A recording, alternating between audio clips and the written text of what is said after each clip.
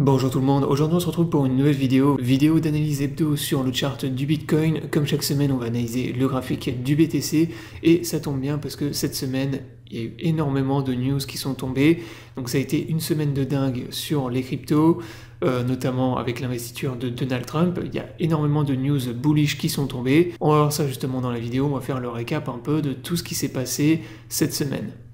Mais avant de démarrer la vidéo, dans un premier temps, si t'es pas abonné à la chaîne, je t'invite à t'abonner. Également, si t'es intéressé par le trading des crypto-monnaies, je t'invite à me rejoindre sur les chaînes Biget et Mex, qui sont mes deux exchanges préférés pour trader les crypto-monnaies.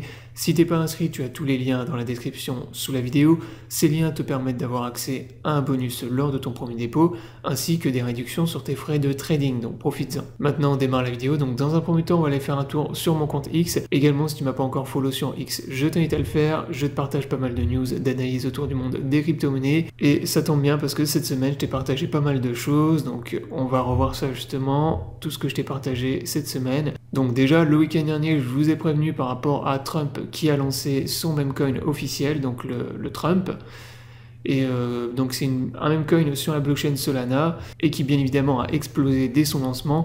Donc il a été listé sur pratiquement tous les exchanges. Le prix a explosé, donc il a tapé les 15 milliards je crois de market cap. Et donc maintenant, Donald Trump a son memecoin officiel, sachez-le. Donc tous les autres memecoins qui tournaient autour du personnage de Donald Trump, voilà, maintenant vous en avez un qui est officiel et qui est lancé par lui. Donc ça c'est vraiment une dinguerie, donc la première dinguerie, surtout qu'après vous avez aussi le memecoin officiel de sa femme, Melania, et en ce moment, vous avez des memecoins sur pratiquement tous les membres de la famille Trump. Donc ça, si un jour on m'avait dit que le président des États-Unis créerait son propre memecoin, vous m'auriez dit ça il y a juste 1 ou 2 ans en arrière, j'y aurais jamais cru. Et ben là, c'est chose faite. Ensuite, derrière, je vous ai fait un post pour rebondir par rapport à une news. Donc je vous explique aussi pourquoi Trump a choisi Solana et pas ETH pour son memecoin. Donc maintenant on le sait, mais c'est que Trump en fait crée une réserve de valeur de cryptoactifs dont Bitcoin fait partie, mais qui regroupe également des actifs numériques américains. Donc Trump a plutôt tendance à privilégier les crypto-monnaies américaines, donc qui ont en fait leur bureau et leur centre aux États-Unis. Et donc raison pour laquelle il est lancé sur Solana et pas ETH. Donc ça a lancé bien évidemment une explosion aussi sur le prix du Solana qui a refait un plus haut historique cette semaine. Ensuite je vous ai partagé un post par rapport au licenciement de Gary Gensler. Donc ça faisait partie des promesses qu'avait faites Donald Trump lors du forum Bitcoin en 2024. Donc il avait dit que s'il était élu président, il allait virer en fait Gary Gensler, le président de la SEC qui est anti-crypto-monnaie, donc il s'est opposé notamment pendant des mois, voire des années aux ETF, Spot, Bitcoin et Ethereum.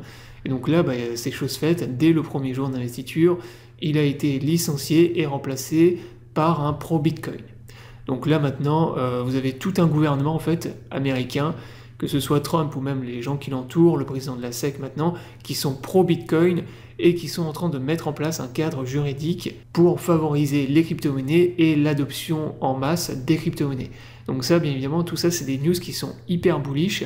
Et cette semaine, tous les jours, on a eu que ça, des news hyper bull par rapport aux cryptos. Ensuite, je vous ai partagé une AT sur Ethereum. Bon, ça, j'y reviendrai peut-être plus tard. Je vous laisserai la regarder. Mais en gros, je vous disais que là, ETH évoluait à l'intérieur d'un bull flag.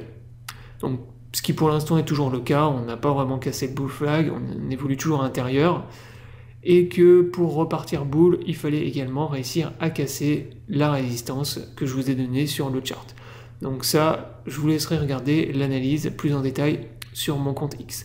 Ensuite, je vous ai posté également une AT sur Bitcoin, donc là, je vous montrais que Bitcoin évoluait à l'intérieur d'un pattern de type diamant, donc ils sont des patterns de retournement de tendance, et en cas de cassure et de validation, là je vous ai donné également la target qui nous renverrait aux alentours des 92 000 $. Donc ça, même chose. Je vous disais que donc cette semaine on a eu énormément de news bullish. Donc là concernant la réserve stratégique de cryptoactifs, ça a été signé par Donald Trump et c'est quelque chose qui est en train d'être mis en place. Donc là, cette semaine, comme je vous le disais tout à l'heure, il y a eu des news bullish pratiquement tous les jours. Et donc tout ce qu'avait promis en fait Donald Trump lors du forum Bitcoin en 2024, eh ben, il les a mis en place dès la première semaine. Donc virer Gary Gensler, mettre en place une réserve stratégique, Il a dit aussi que les États-Unis ne vendraient plus un seul Bitcoin, donc ça je pense qu'ils vont arrêter aussi de le faire. Donc cette semaine on a eu le droit à des news bullish pratiquement tous les jours grâce à Donald Trump, ce qui nous a permis également de faire un nouvel ATH également, ça je l'ai pas dit mais tout le monde l'a vu, aux alentours, donc pratiquement à 110 000 $, un peu en dessous. Et voilà, nouveau record historique cette semaine également sur BTC. On avait également le pattern que je vous ai donné ici. Donc sur BTC, on évoluait également à l'intérieur d'un bull flag. On avait la résistance ici, le support, on est venu casser le bull flag et ça nous a relancé dans une tendance haussière. Donc là maintenant sur Bitcoin, qu'est-ce qu'on observe, qu'est-ce qu'on peut analyser? Et bien c'est simplement que on est en train de consolider, de construire un nouveau range. Alors dans un triangle. Donc triangle symétrique, vous voyez ici, donc qui ressemble beaucoup au pattern que je vous ai donné sur mon compte X, là, donc le fameux diamant, sauf que là, le diamant, maintenant le problème c'est que là le range commence un peu trop long, donc pour moi c'est plus en train de devenir simplement un triangle symétrique qu'un diamant, qui est exactement la même chose, ça reste des patterns de type range, et là maintenant ce qu'il faut voir, maintenant c'est l'extraction bien du range dans lequel on évolue. Sachant que là, on évolue, on voit qu'on a un très très gros niveau de résistance au niveau des 107 000 $, donc qui correspond en fait à l'ATH qu'on a fait, l'ancien ATH qu'on a fait ici. Et là maintenant, il n'y a pas 36 solutions, soit on continue à incrémenter au-dessus de la résistance, on la casse la semaine prochaine et on repart dans une tendance haussière. Donc ça c'est le premier scénario, on consolide sous le niveau de résistance, on casse la résistance et ça entraîne un énorme pump sur le BTC. Donc ça, les probabilités sont assez importantes étant donné les news, étant donné aussi que par expérience, quand on consolide comme ça, quand on reste bloqué très longtemps sous une résistance, eh bien la plupart du temps, 8 fois sur 10, on a tendance à exploser la résistance et à venir squeeze donc tous les shorts qui ont, tous les gens qui ont short et qui ont mis leur stop loss juste au-dessus. Donc venir liquider aussi tous ceux qui ont short avec du levier, etc., etc. Ou bien inversement, on casse le range vers le bas, et là c'est l'inverse, on va venir liquider et squeeze tous les longs, et on va repartir dans une tendance baissière à court terme. Voilà.